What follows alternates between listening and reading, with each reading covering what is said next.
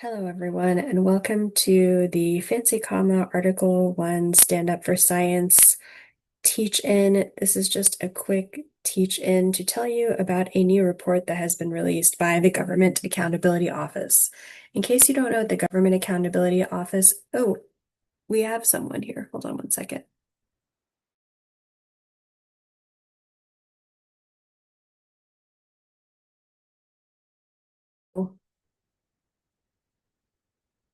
So the reason I shared that video snippet and when I share this on YouTube, I will link to that video snippet is because Richard Nixon Richard Nixon didn't believe that he should be funding science to people that did not like him, did not like his policies, were not like super committed to advancing the Vietnam War effort, which MIT had a large number of defense contracts. He suggests just giving them to the University of Oklahoma because University of Oklahoma is more conservative state and maybe the people will be more grateful and everything. And so Richard Nixon really was obsessed with this idea of just canceling the contracts of his political scientific enemies. He had a list of scientists he hated at MIT, which included Noam Chomsky, who was one of the most fervent. He helped in World War II doing something in that effort. And then he was like a fervent advocate.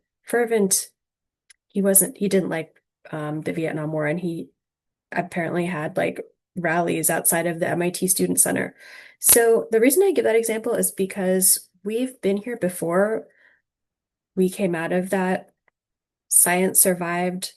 It's not really an unprecedented time in that respect, but there are some lessons we can learn from that. So one thing we can learn is Richard Nixon did a lot of stuff. Like he said in the video, he wanted to cancel all the contracts. He was just like, yeah, we'll cut all the contracts. And of course, as you probably know, Article 1 in the Constitution is about Congress and what Congress does. Congress has the power of the purse. They can they can do appropriations to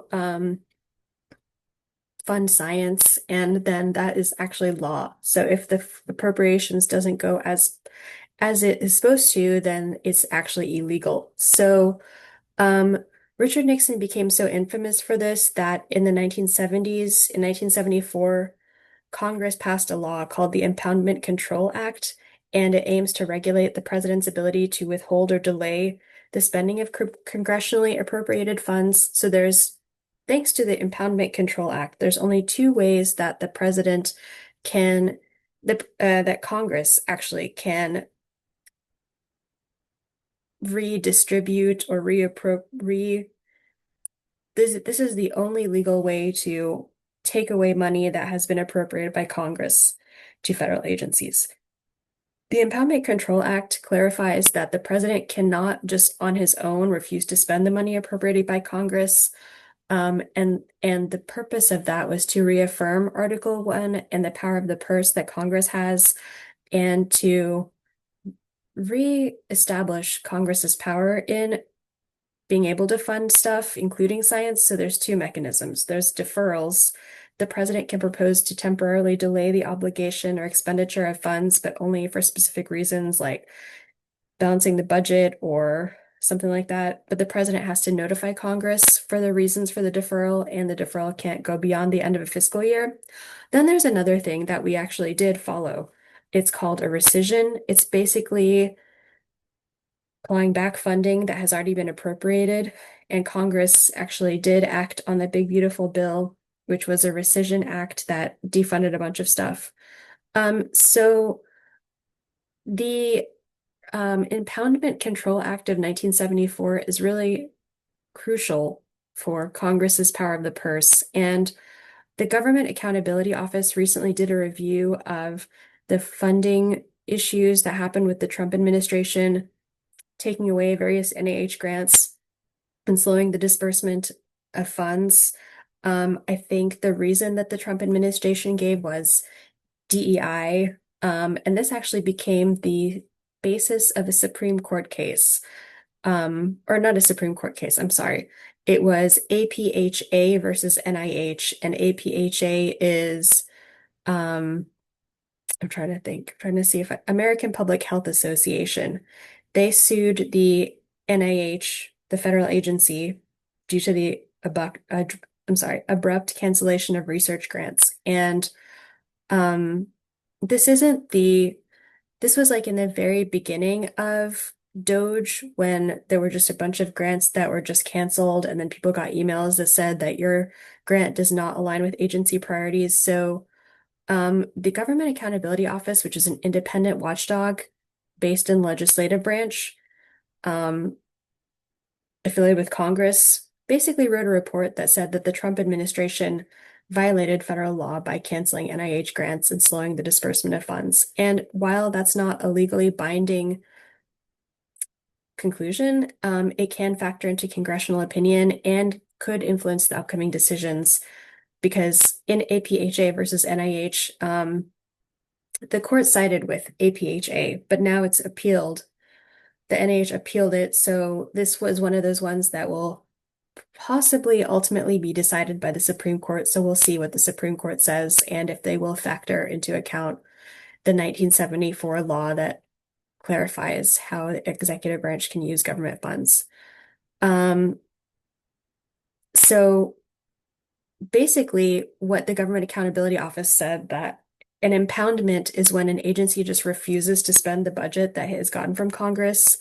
Um, so basically the Government Accountability Office is saying that the Trump administration violated federal law and specifically the Impoundment Control Act of 1974. So what does that mean for research and for science? Well, it means that we really have to think about who we're electing to Congress in the future. We want to vote for people that can reestablish Congress's authority to fund science.